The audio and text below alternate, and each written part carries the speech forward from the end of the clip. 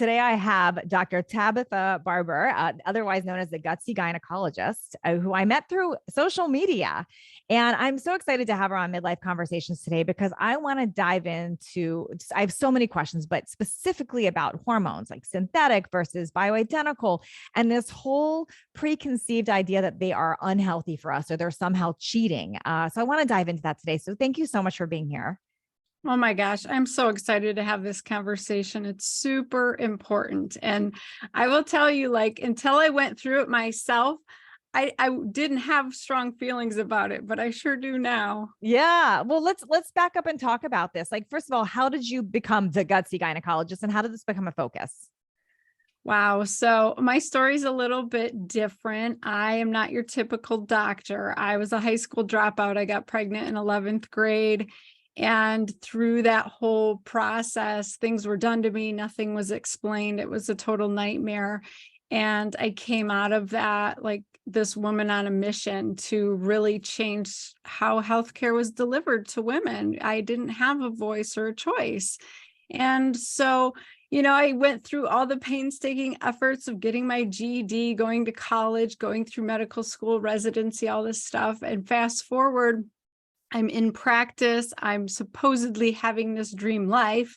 And I was miserable. I was so sleep deprived and exhausted. And my gut was a wreck. And I had no memory. I could not remember the patient I delivered the day before. It was so sad. Wow. And so I went on this healing journey and I found this whole world of health and wellness that I didn't know existed as a doctor, because what I don't think a lot of people realize is that doctors, we are so burnt out and overwhelmed and exhausted that we're in survival mode, just like you are. We're not healthy. It's like becoming a doctor was the most unhealthiest thing I've ever done in my life.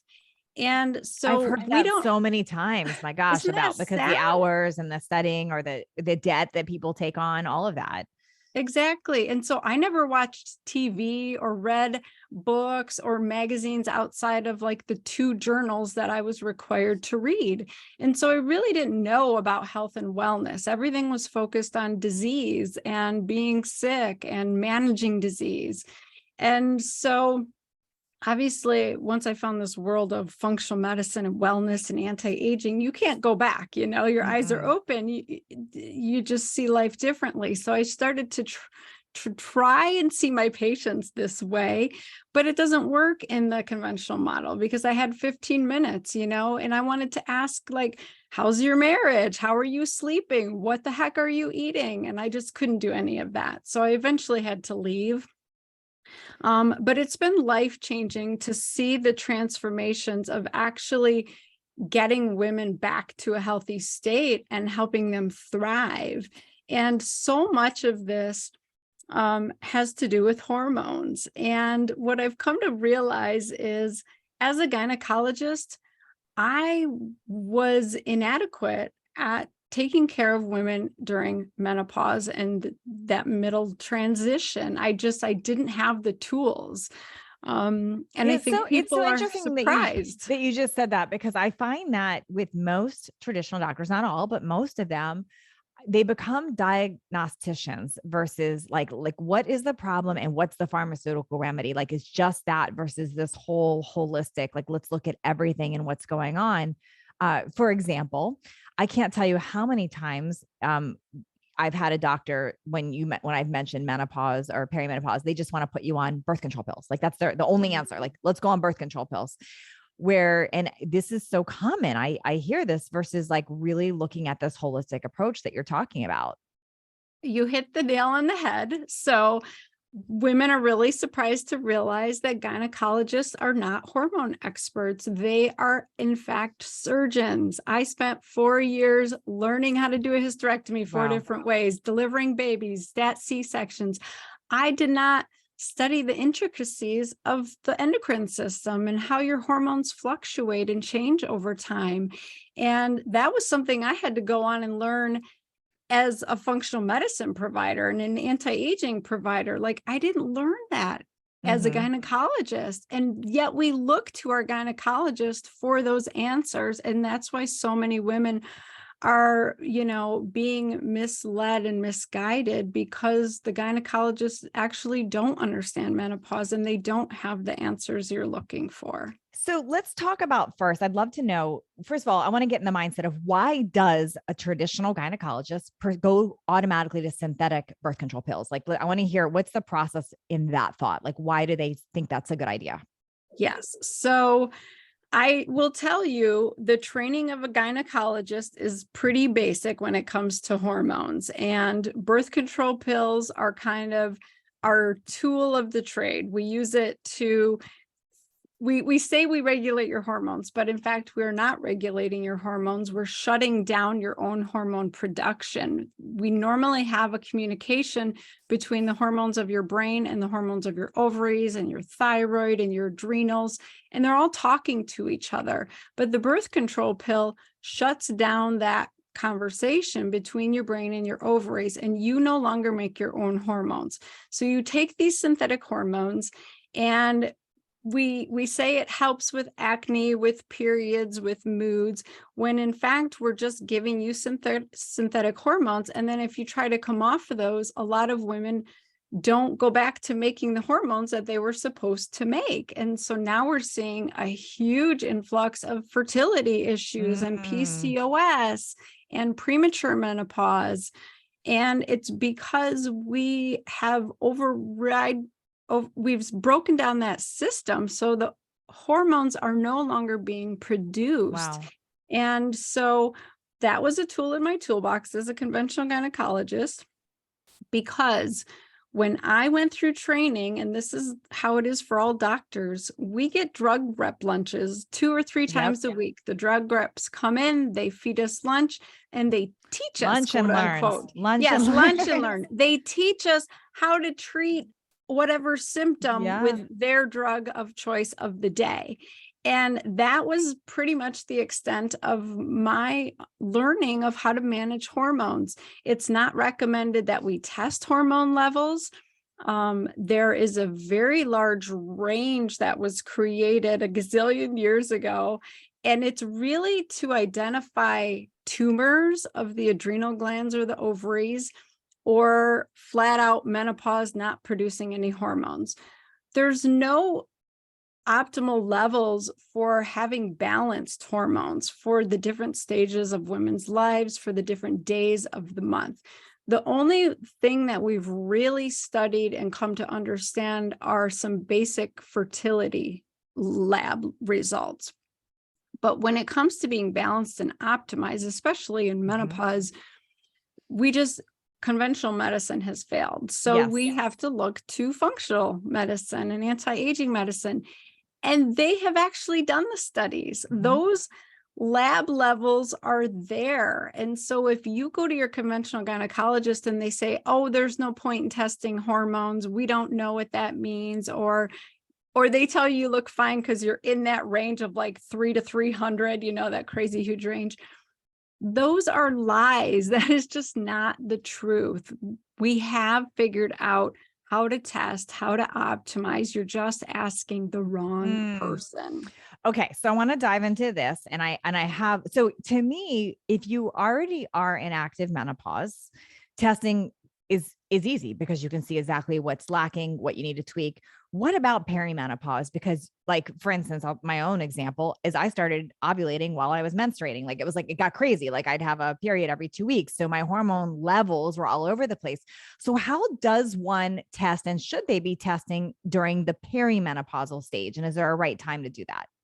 Yeah. So perimenopause is a little bit tricky. It's kind of a roller coaster ride. And the most important part for women to understand is that perimenopause has really gotten worse over the past couple decades for a few reasons. Like when I went through medical school, I was taught that perimenopause was like a year or 2 before you stopped having periods. You might have a couple hot flashes and mood swings, but you stop having your period and then you're good. And really, that was the extent of it. And now we're seeing women struggling with period issues and mood swings and all of these perimenopausal type symptoms 5, 10, 15 years before they stop having periods. And what it really is our hormone imbalances. We have jacked up our estrogen levels and tanked our progesterone levels from the lives that we lead. So there's a couple big things. Drinking too much alcohol, that diverts our liver's ability to metabolize our estrogen. And so it feeds into this estrogen dominance picture, which can cause heavy periods and breast tenderness and irritability. Our crazy, stressful lives that our grandmas never led, like, being a boss entrepreneur at 50, like you're doing, all these amazing things, that comes with a lot of cortisol production, a lot of stress production, and that will drop your progesterone level. And so then we see this picture of too high of estrogen, too low of progesterone, and it goes on for a long time. And those are the patterns that cause this roller coaster of symptoms. And so it's not easy to just intervene with a pill, to fix you, because really it's driven by our lifestyle choices that we make every day. I know, like, this is your jam. Like, you have to move your body. You have to manage your stress. You have to eat clean and get those toxins out of your cosmetics and all these other things, because literally they're driving hormone imbalances. And so if you could get a hold of all of those pieces of the puzzle that are shifting things, it's going to be a lot easier to manage this perimenopausal roller coaster. And what I see most often is women first need progesterone, because progesterone is made after we ovulate each month. And if we don't ovulate, which happens just with aging, we run out of eggs over time, especially after 40, or if we live a stressful life, we don't make enough progesterone, so that we're in this estrogen dominant state. And then we start to have drops in our estrogen. And so we'll have a spike, and then we'll have a drop, and we'll have a spike, and we'll have a drop. And so getting at least your progesterone level back up helps those heights and drops not feel so crazy when it comes to estrogen. So progesterone can be really helpful going into that roller coaster transition. So I have a question about progesterone. Two things. So one, it's interesting that you said progesterone should typically be first, because I find a lot of people are prescribed testosterone first. And then I've heard this story over and over again. This happened to me, where that was converting to estradiol. So it was creating a bigger problem. So I have a question about that. Like, why did doctors go to testosterone first? And then my other question is on progesterone, because I've heard about the importance of cycling it, but how do you cycle it if your period's all over the place? Yeah, that's a great question. So depending on what age you are and what your goals are, some women don't even cycle the progesterone. Some women take it every night, and it's just enough to keep that estrogen in check. If you really want to cycle it, what you can do is a lower dose the first half of your cycle, say 12 to 14 days, a higher dose the second half, or none the first half, higher the second half. Part of it is, how are you sleeping? How's your anxiety? Because progesterone is our natural anti-anxiety hormone. It keeps us calm. It helps us sleep and keeps us balanced. So if your adrenals are so out of whack that you're not sleeping at night and you really need that progesterone every night, we'll talk about doing it every day. If it's really, I just need to get this period back on track to keep this estrogen in check, then we'll cycle it and really get that balanced out. And you need a provider who understands where and how to do that. I personally take it every night, and I love what it's done. So do I. And it's been a game changer, right? Like, yes, you actually make us rested. It's amazing. So, okay, talk to me about the testosterone thing, because I'll say with me, that was the first bioidentical that I did, a low level of testosterone. And I couldn't believe that I didn't understand this. Now I do. It was converting to estradiol. And I've heard countless people tell me that same thing. So what's that thought process there on why doctors are typically starting with testosterone? Well, it's definitely a fad that's going on right now. It's in favor to, like, really support testosterone levels in women to keep you from gaining excess weight, keep your muscle mass strong and lean. Testosterone helps with brain function and drive, just like getting you out of bed and feeling motivated to do something. But you're absolutely correct that it can be aromatized into an estrogen, especially if you have more fat cells. And so you have to be careful doing testosterone replacement, because I see all kinds of results on women. And mind you, like, I've seen thousands of women. I check their labs. I do this all of the time. And I have seen women who religiously will do high dose of testosterone cream and their numbers won't budge. And I've seen women do small amounts of testosterone cream and drive their numbers up into the hundreds. So literally, we're all so unique in how we I'm that process second and one. metabolize. Like a tiny amount. My doctor was shocked. She's like, this is like crazy. I can't take it every day. It has to be a very sporadic thing throughout the week and very small dose.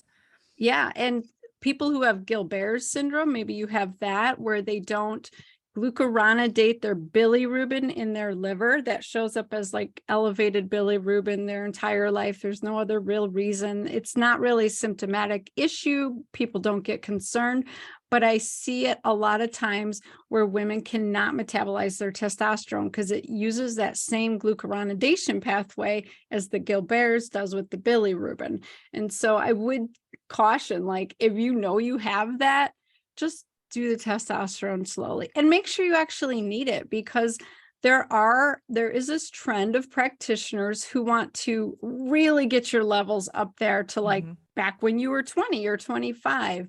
I don't necessarily think that we need that to have the benefits of anti-aging and slowing the disease process and feeling like ourselves. I don't think we need to have those high levels, but that is a trend right now. There's a community of practitioners who they want your numbers like way up there. And so it sounds like that might be what you're seeing. And I see women struggle with that. They get acne around their chin. They get hair on their chin. They get hair loss on their head from too much testosterone. You don't want all of that. No. Okay. So talk to me about when you should test. I have so many questions for you, but I'm going to start. I want to make sure I'm not skipping these. So when should you test? Because I know if you're on a regular cycle, you're still on a 28-day cycle. A lot of doctors will recommend, hey, on day 21 is when you should test so we can get consistent levels. But what if you're all over the place, or like, and I'm talking perimenopause right now, like you're getting your period every 10 days or you're skipping 2 months. Like, how do you know when to test and to actually get a read on what you should be trying? So if you're having a regular cycle, 26 to 30 some days, that's typically telling us that you're still ovulating. It might not be consistently every month, but you're probably ovulating. You're probably making enough progesterone to keep that lining intact in the uterus, because this is what happens. Estrogen grows the lining in the uterus. Progesterone keeps it stable until they both drop, and then that lining sheds, and that's what you bleed for a period. So if you don't have enough progesterone to stabilize that lining for that 2 weeks after ovulation, you get this breakthrough bleeding, all this spotting, this early period in 3 weeks instead of 4. That's a good sign that you don't have enough progesterone to manage what estrogen grew. So if you are having like no periods, light periods, you're probably not even growing a lining because you don't have enough estrogen. And so that's where it takes the practitioner understanding what's happening at the physiologic level. Like, how is this affecting the lining? And then we accordingly like decide this is what's going on with your hormones. So if it's irregular, it's a sporadic, I guarantee your progesterone is going to be low. We don't have to try and check your levels days 19 to 22 where progesterone peaks, because it's not going to peak. Got it. And does that make sense? Yeah, that timing. No, what if it's the opposite? Like, what if you're getting a period every 10 days, like what's happening there? Because that's another thing that happens in perimenopause. So it could be two things. It could be too much estrogen growing that lining and no progesterone to keep it stable. Or it could actually be that your estrogen has dropped and now the lining is so thin that the arteries are just continuing to be exposed and bleed. So that lining in the uterus has so much blood supply, like thousands of little tiny arteries. And if you don't have enough lining, it's too thin, those arteries are just exposed and they bleed and they bleed and they bleed. And that looks like a lot of bright red bleeding. It'll go on, like someone will say, oh my God, I've been bleeding for 3 weeks. Wow. That's often an indication that your estrogen dropped and you're no longer growing that lining. Okay. But we don't like to guess. We like to test. Yes. And so get those levels. If you need, get an ultrasound. It can actually measure the thickness of the lining, because if you have a thin lining and low estrogen, yeah, you probably need estrogen replacement. If you have a thick lining and your estrogen levels are high or normal, you need progesterone. Okay. You know? I'm about to ask you about just the different myths around safety of stuff, but I want to ask just, as you're speaking about this, what happened to me, and maybe this is common, maybe this is not common.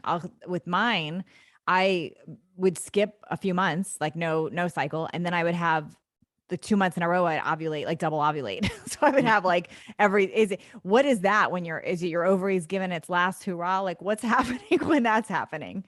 Exactly. So that communication that I was talking about between your brain and ovaries, as it's no longer functioning like a well-oiled machine, as your ovary stops producing the right amount of estrogen, your brain starts yelling at your ovaries, make more estrogen. And that looks like an FSH level that's getting higher and higher. It's louder and louder because it's yelling at your ovaries.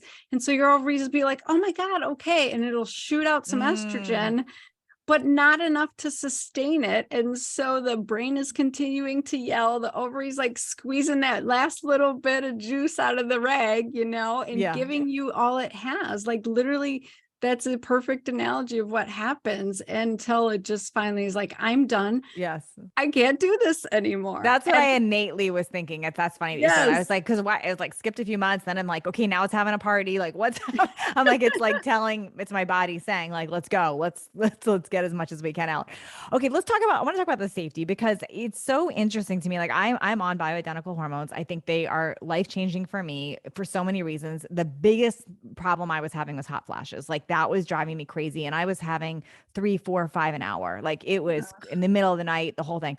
So, and I tried all the supplements. What really worked for me was adding really balancing the bioidentical, and very low doses. It didn't take a lot to make a difference for me. But when I tell people that, or when someone asks, it's almost like they go to this, oh, that's dangerous, that causes cancer, or, that's cheating. Like, what is that people think that? Because this is not our mother's hormones. This is not the synthetic stuff that was 30 years ago. This is different.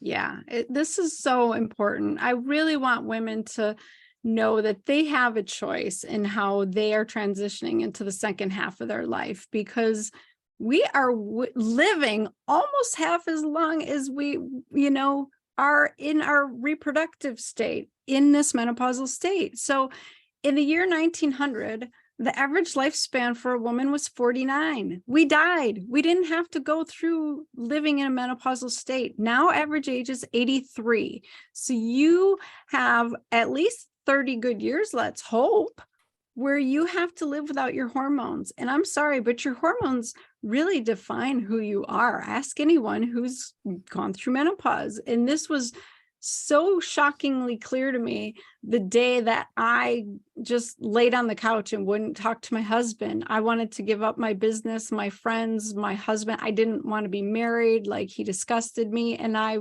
he goes, what is wrong with you? It took me 4 days to figure it out. And I'm the expert, but I finally went, oh my God, I think I need estrogen. And holy cow, did I. As soon as I put a patch on, and like you said, it was a low dose. It was like 0.0375, which is almost the lowest. I had a little spark of who I was. I put on 2 patches, and within 2 days, I was off the couch apologizing to my husband, going, I need to like clean up this mess. I just like ignored my business for how many days. And like, I had to get back to who I was. And it was because I was lacking my hormone that really defines who we are. And we see it in our skin changes, in our fat distribution, and so many things. But when we can't even function, we can't sleep, and we don't feel like ourselves, like, I'm sorry, but I believe I have the right to take some hormones and to feel like myself again. And we have to just understand that we are not shifting into menopause the way our great grandmothers did. We're not sitting on the porch and knitting. We are out there pumping iron, running businesses, having families, taking kids everywhere. Like, we have shit to do, and we need to be able to do it. So you absolutely have the right. And the biggest thing is to do it safely, like you said. So there's a not so safe way to take hormones, and then there's a safe way. And so you need to find a provider who understands how to test and give you the appropriate replacement levels to be in a range that prevents aging, prevents disease processes from begetting, but doesn't like jack you up to a 20-year-old. Because I promise you, as soon as you go into a menopausal state with low estrogen and progesterone and testosterone, aging sets in. Oh yeah. Bone loss sets in, cardiovascular disease sets in, dementia sets in. Women are twice as likely to suffer from dementia at decades younger than men because of this estrogen issue alone. As soon as you go through menopause, your risk of heart attack and heart disease like doubles. It's crazy because we have estrogen receptors in our entire body. So all the little arteries that are pumping our blood, they have estrogen receptors that keep them elastic and mobile so that they can squeeze and pump our blood. So as soon as your estrogen drops, your blood pressure goes up because those arteries are stiff and they can't pump the blood as easily. Your cholesterol numbers change. Your insulin resistance starts to develop because the cells are no longer sensitive to insulin without that estrogen protecting them. There's so many benefits. And before 2002, when this stupid study came out that we can talk about, it was standard for women to go on hormone replacement therapy. When I was in my first year of medical school, the cardiology class, the respiratory class, like we do all these systems, they talked about the benefits of estrogen. And then 2002, this crazy study came out. The media just blasted it everywhere. Estrogen causes breast cancer. Estrogen causes blood clot and stroke. And it took almost 20 years for the researchers of that study to come forward with their tail between their legs and say, we were biased. We leaked those results early because we wanted them to show a certain result, and those results were actually not correct. So meanwhile, all this damage has been done. The damage has been done. The doctors all freaked out. I'm going to get sued. I got to take everybody off my hormones. Millions of women were miserable and are still suffering and wanting to go back on them, when there was so many issues with that study, honey. It was like the average age woman was 63. More than half were obese and smokers and already had cardiovascular disease. There wasn't actually an increase in breast cancer in the estrogen group. It was the estrogen and progestin group. So synthetic progestins, which I don't recommend, that was the arm of the study that saw one extra case per like 1,000. It was the tiniest little increment. It wasn't even statistically significant. So here we are cleaning this mess up for the past 2 decades. And what we've really learned is that if you use bioidenticals, you don't have the same risk of blood clot and stroke as you did with those synthetic hormones in that study. You get all of the benefits that the hundreds of studies before that study and since that study have shown. They continue to show this benefit of heart, bones, brain, skin, vagina, bladder, all of it.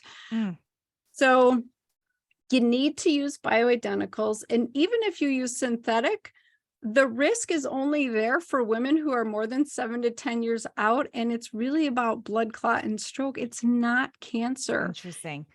Talk to me about the difference between synthetic and bioidentical. Oh, I love this. Okay. So this is a bunch of semantics because it's all in the wording. It's very confusing. Synthetic technically means that the chemical is made in a lab and bottled up as a pill or a patch or whatever.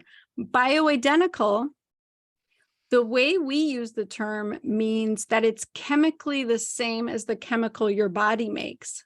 But bioidentical hormones are usually synthetic because they're made in a lab. So just to confuse everybody a little bit more. But in the general, I would say space, usually synthetic means conjugated equine estrogen from horse urine or synthetic progestins, whereas bioidentical is referring to estradiol and progesterone. So that's really what most people mean when they use those words, even though they're not accurate representation. So wait, now I just learned something. So this is horse urine. Did I hear you correctly?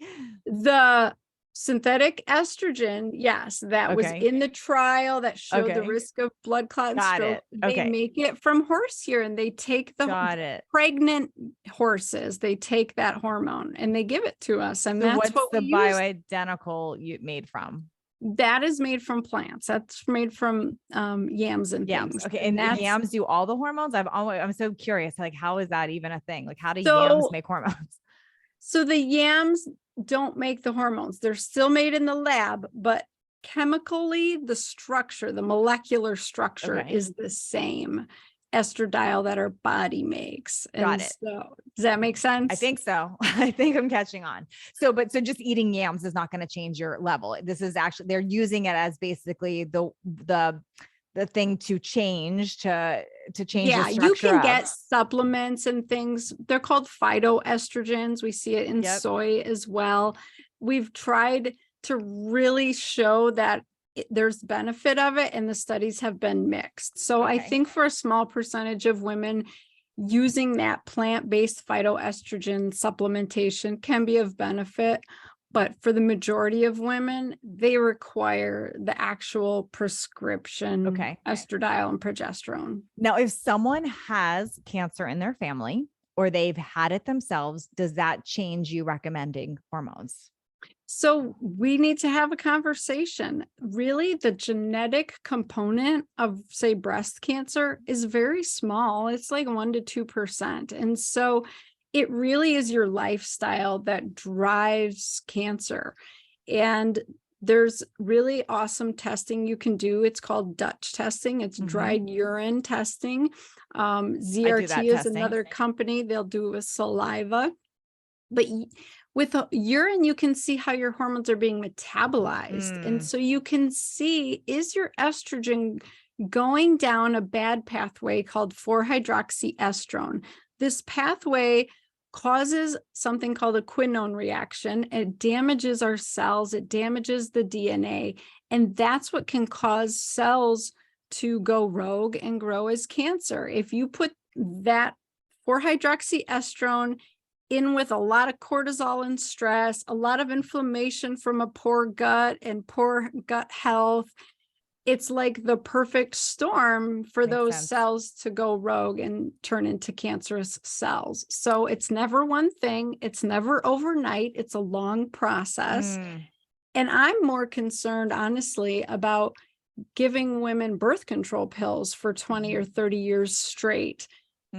That is where we should put some of our focus, because those are synthetic hormones. Those are synthetic progestins that was associated and implicated in that study in 2002.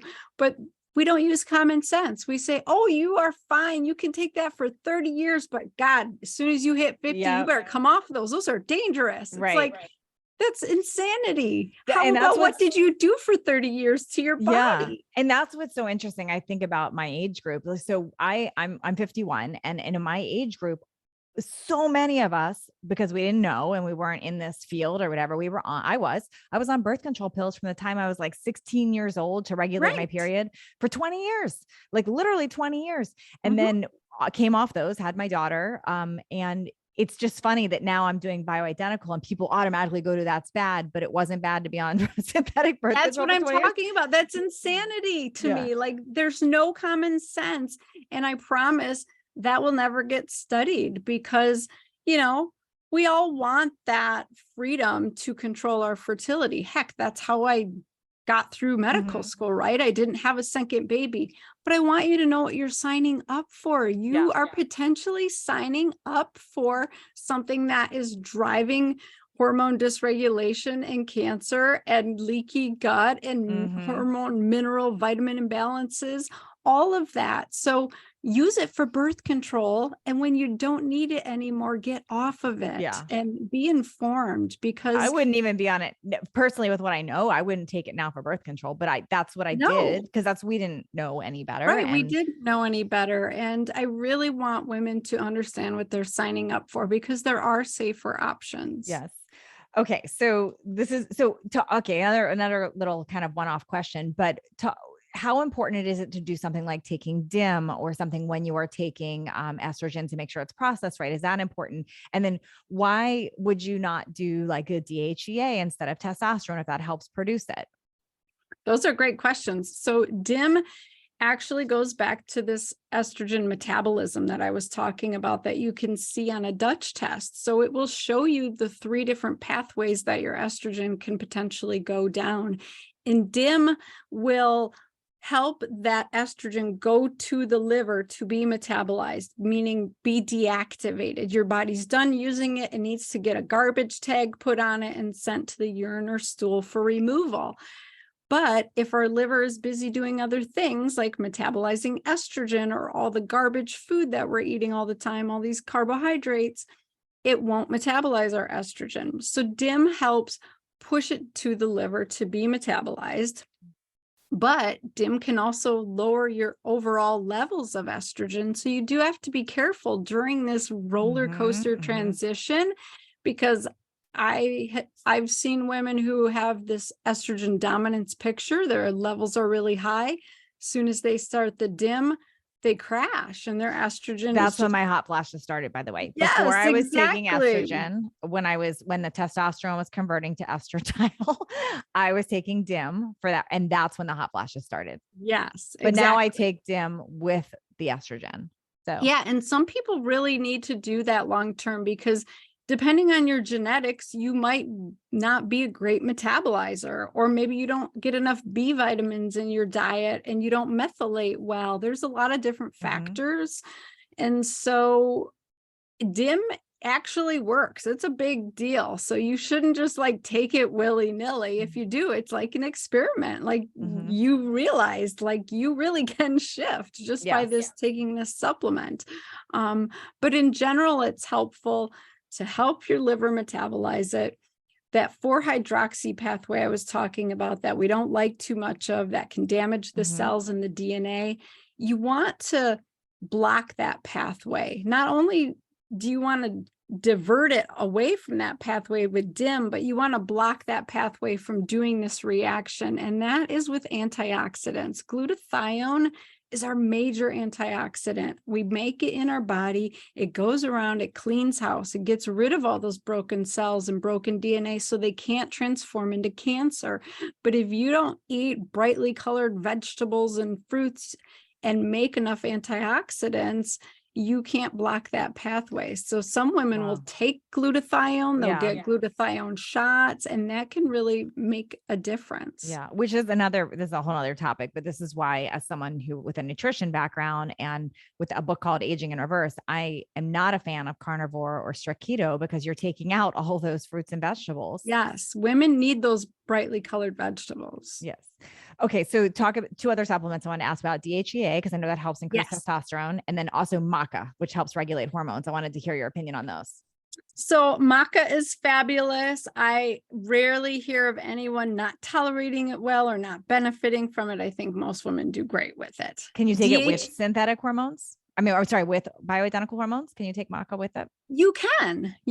A lot of women who don't do hormones will do maca. And here's the kicker. So our adrenal glands, I like to call them your backup ovaries because they make DHEA, our anti-aging hormone. And as you mentioned, that gets converted into testosterone and estrogen. And so as soon as our ovaries stop making the hormones we need, our body says, hey, adrenal glands, it's time to kick in and support us and get us through.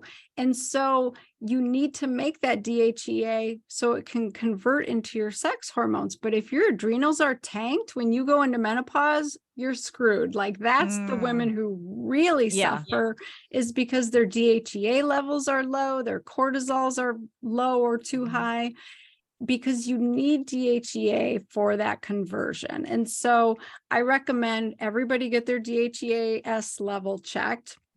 And you want that in triple digits. Like I see women regularly who are like 20, 40, 60, Wow. and it's miserable. You don't want to get out of bed. You don't want to function. You have no drive. It's a struggle to get through the day. Yep. If you take a little bit of DHEA and bring those levels up like 150, 200, you're going to be functioning again. It's incredible. It's like fabulous. And like you said, you might not need testosterone supplementation because some of it gets converted. So that's why testing is so important to actually just look at all of these levels, because we are all individual and there is no one size fits all. Okay. Another question here. This is another common one that I hear from midlife women all the time. And I'm wondering if this is a cortisol related to cortisol. 3 a.m. wake up and 3 p.m. crash. Yes. Oh my gosh. So, and like why is 3? Why is it 3 a.m. and 3 p.m.? Why isn't it 2 and 2 or 4 and 4? We have little clocks in our bodies and we have one main clock in our brain, and these are called our circadian rhythms, and they go along with the sun and the moon and the tides and all the other energy in the universe. So it's really beyond our control, yet we try to control it, right? We try to go to bed at 1 a.m. and get up at 4 a.m. or do all this crazy stuff. And when our adrenal glands aren't producing cortisol in the correct 24-hour pattern that they're supposed to, it looks like crazy town. So what happens, this is really common. So women are like really kicking butt in life and doing amazing things, having the family, having the career. They get into their 40s and they're just like, go, go, go, nonstop, dusk until dawn. And so they produce cortisol all day long, when really you're supposed to just have this beautiful cortisol awakening response in the morning. It looks like a little spike, your natural cup of coffee, and then it kind of comes down the rest of the day. But not us. Us women in our 40s, we just leave that cortisol up, up, up all day long. And then we finally get to a point after 3 to 5 years where it comes crashing down and we just don't make that cortisol anymore. And some women even get to the point where they flatline and they don't have that cortisol awakening response in the morning. That's a sign that you've lost your resiliency. You no longer can respond to stress appropriately at a physiological level. Like mentally, emotionally, you might be able to handle it, but that doesn't mean your physiology is handling it. And that's where women don't understand. So if you're going into this transition flatlined, like your adrenals are no longer responding, there's just no way you're going to even make it through menopause smoothly. You're going to end up losing your job or losing your spouse or, you know, being estranged from your kid. Like these are life-changing events from these hormone imbalances. But what you're talking about, that's usually like the second stage of this dysfunction. Like the cortisol pattern is a little bit flipped, where all of a sudden you're making cortisol at night instead of in the morning. And then it's low in the morning and high at night. And so it's about working with those circadian rhythms, getting up with the sun, getting the sun to hit your retinas, stimulating that cortisol awakening response, exercising earlier in the day so you're not stimulating cortisol at night, getting away from the blue lights in the evening, doing meditation and yoga and things to really calm that cortisol production and get that pattern back where it belongs. And that will improve a ton. But there is one other piece to that 3 a.m. wake up. And that's blood sugar. I see this a ton, Mm, especially in the past 3 years we're just drinking every yep. night, 2 cocktails, 2 or 3 glasses of wine. As soon as we're done metabolizing that alcohol, our blood sugar drops and we wake up, we're sweating, we're miserable, we're jittery, we can't fall back asleep. Mhm. And that's a blood sugar dysregulation. You pair that with some hormone imbalance, it feels terrible. So that's Wow. another piece you got to So get in check. for the afternoon piece, if someone is dialing this in and figuring this out, but they're having that 3 p.m. crash, because that's a very common thing that usually can bounce back up. What do you advise they do during that 3 p.m. time? Should they be trying to rest right then? Should they be adding that caffeine to stimulate? What's the good and the bad to do at that time? So definitely don't do the caffeine, because for a lot of us, that will keep us up the rest of the night. You want to support your adrenal glands. A lot of us at that point need some adrenal adaptogens, which help support our adrenals to make the cortisol that we need, like ashwagandha and rhodiola and things like that, or glandulars if you're flatlined. But you want, as soon as you're feeling that, you want to get outside. You want to get Mm, fresh air. You want to get sunlight. You want to get physical movement, not cardio. I don't want you to try and yep. go out and run, because that's going to tank your adrenals worse. But I want you to physically get your blood and lymphatic system pumping and move the toxins out of your body, get the oxygen in, stimulate your adrenal glands to So wake good. up. Yeah. I got to tell you that I have forever, my whole life, I've had like the little like 3 o'clock crash. And what I learned, and it only lasts for about an hour, but what I Yep. learned personally, and it's kind of aligned with what you're saying, is the stimulants were not working. So if I did that, it just made me feel worse. Forcing myself to focus wasn't working. And also forcing myself to rest right then wasn't working. But doing exactly what you just said, I started planning my walk during that time most days. And Yeah. even if I don't feel like going, it's like within 15 minutes, I feel like a new person. Yeah. Isn't it amazing? And it matters what you ate for lunch. So if you Mm, had a carb heavy lunch, you're definitely going to be out for the right. next couple hours. And this is a huge thing. Like, I really am a proponent of intermittent fasting and lower carb lifestyle for So am I. menopausal women. We But the don't same way, yes. need those carbs. But, and I think you are aligned with this. We're looking at different types of carbs because vegetables and fruits are one thing, but you're Yes. talking the starchy carbs, I'm Right. assuming. I don't want you eating out of boxes and bags. I don't want you eating fast food. I don't want you eating Subway sandwiches and all these big fat breads and things. Like, literally, you cannot eat bags of ramen and stuff like you did in your 20s. You cannot Yes. eat like that in menopause. No, and I'm a huge fan like you of intermittent fasting or just even longer gaps between meals. I think so many women our age, we were trained in our 20s and 30s. I know you remember this, that you have to eat every 2 hours or you're going to eat Oh, your yeah. muscle. And it was the opposite of intermittent fasting. And all we're doing is secreting insulin all day long now. Exactly. So we have to stop feeding our mouths all day long. Like, I personally do 16-8 or 18-6, and then I'll Mhm. have dinner to dinner every week or Yep. two. And that is where the magic lies. That's Like, exactly that's what I how do. I keep the weight off. That's how I keep my brain functioning. I get everything done that I want.